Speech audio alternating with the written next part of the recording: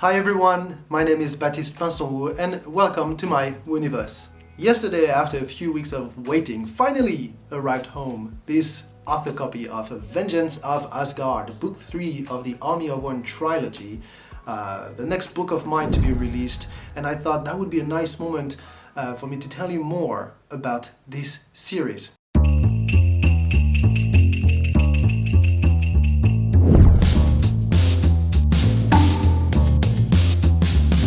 So, what is the TheArmyofOne trilogy? Well, very simply, those three books, Blood of Midgard, Beast of Jotunheim, and Vengeance of Asgard, are Norse mythology-inspired series retelling the events of Ragnarök. And for those who are not familiar with it, Ragnarök is the end of the world according to Norse mythology and cosmology, the prophesied end of Asgard, the gods, and all of this. So it's a pretty grim moment in this mythology where all the Aesir, Vanir humans are, or most of them are supposed to die, confronting the army of Muspelheim and Jotunheim and all of this. There's plenty of fantasy and battles going on, and I tried to put as much of it as possible in those books, so it's quite action-packed.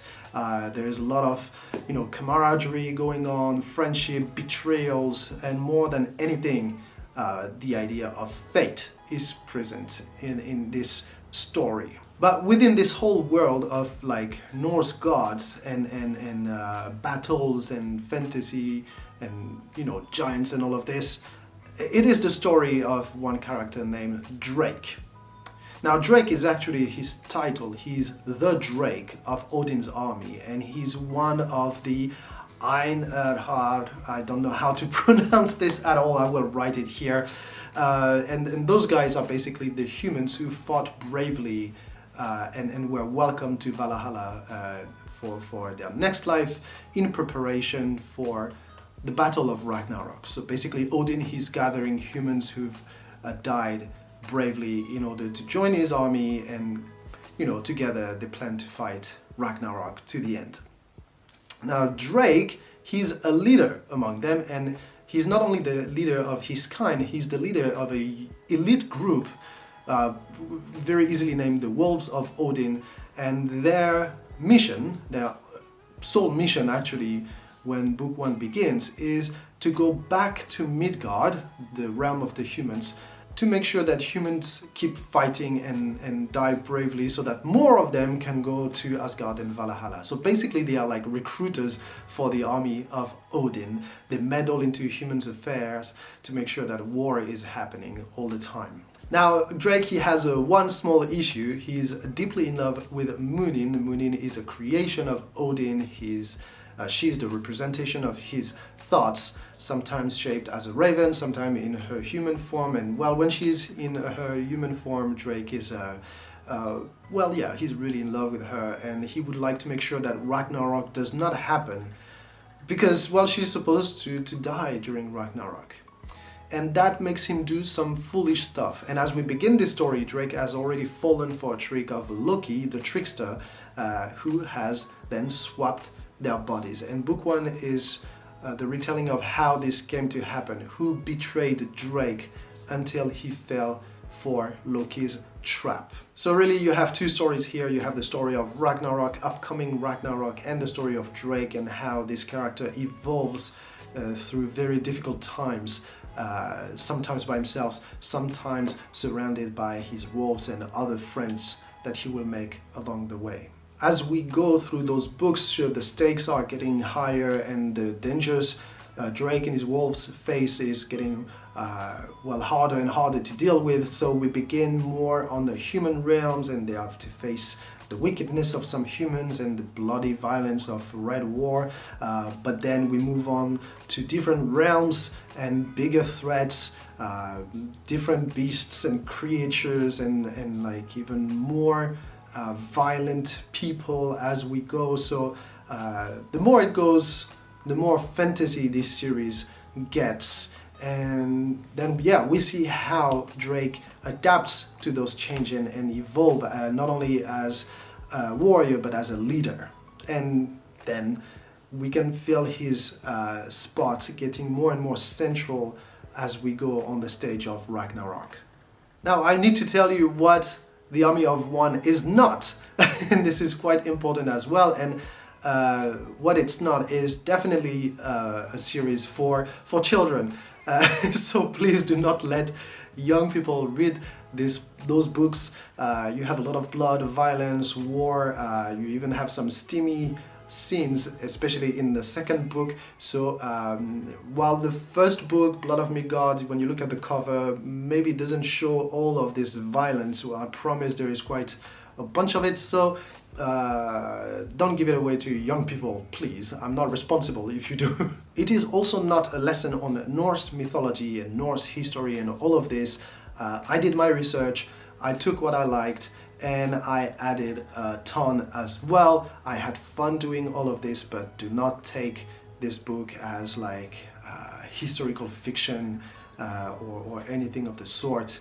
I also try to steer away from all the Marvel universe, you know, because they included all of those Thor and Loki being brothers, and Hel is also their sister. Well, no, I try to stick closer to what we know, or what we think we know of Norse mythology. And finally, well, it seems quite obvious to say, but this is a series, this is a trilogy, so each book is not a standalone, so they will end with some cliffhanger. Now, a lot of chapters close at the end of book 1 and book 2, but many remain open, and some new ones appear at the end of each book. So don't expect to read those books with like a nice closing at the end of book 1 and 2. This is a complete trilogy. This is actually my first complete series, and it should, as much as possible, be read as one. Of course, if you like the first, obviously. Now let's talk briefly about the inspirations behind those books. Well, obviously, a lot of the books that personally I loved, such as all the Bernard Cornwell, Giles Christian, Robert Law, Neil Gaiman's Norse mythology as well. Now, I know that's not the best time to name drop this guy, but I read the book 5-6 years ago and I quite enjoyed it, so this is also an inspiration behind the Army of One trilogy. Now, if you have played the Assassin's Creed Valhalla or Gods of War Ragnarök, you may find things here that remind you of those video games. I promise I hadn't played them when I wrote those books. I actually bought a PS5 like a couple of weeks ago, and that's the first time I played this Assassin's Creed. So, and then I was quite amazed at how much in common this series and this game have. But really, that wasn't an inspiration. I didn't know about them. I mean, I knew about them, but I hadn't played them at that point. And I should mention that those books were written actually in 2020 and 2021, so you could consider them my pre-debut novels, and I just kept them until I was confident I could edit them well enough. And one more inspiration that was extremely important as I wrote those books is this little tale of the Vizier of Baghdad. Now I'm gonna paraphrase it, but this is a tale that I love from Middle East, with, you know, this Vizier of Baghdad who is just strolling through the market and then comes face to face with death. Now he's very surprised upon seeing death and he runs away. Then he runs to his caliph and he say like, please, like, let me go to Damascus, or I forgot which city, because death is on my heels and it's coming for me. I need to go away as fast as possible, as far as possible. The caliph lets him go. Then death comes to meet the caliph, and the caliph is like, why would you startle my vizier this morning? He's still young, you know, he shouldn't have to be afraid of you. And death was like, no, sorry, I didn't mean to startle him. I was just surprised myself, because I was supposed to meet him this evening in Damascus. So the idea here is that it's often while you try to avoid fate that you encounter it. That's also the lesson from Kung Fu Panda 1, by the way, so you could say that Kung Fu Panda is an inspiration behind the Army of One trilogy, but the Vizier of Baghdad sounds a little bit more intellectual, so let's keep it. And finally, will there be more? Well, potentially. Now this series is complete. There is a beginning, a middle, and an end, and it could stop here, but depending on the success of this trilogy, there could be more. I definitely have ideas for prequels, sequels, spin-offs, all of it. So really it depends on you. So if you read and liked Blood of Midgard, Beast of Jotunheim, and Vengeance of Asgard, please share your thoughts, leave a review, and you know, talk to your friends about this series. This will bring it a new life, a second wind for more books in this world in the future. On that point, at the moment, Blood of Midgard is 99 cents or whatever equivalent in your currency on Amazon, so it doesn't take much for you to begin this trilogy if it sounds like you might like it. Thank you very much for watching this video. I hope it inspired you to read Vengeance of Asgard and the books that came before. If you are interested in my books or want to know more about them, please subscribe to this channel and feel free to leave a comment or follow me on the social media where I usually hang out. That's it for me today, guys. Cheers, or I should say maybe Skol!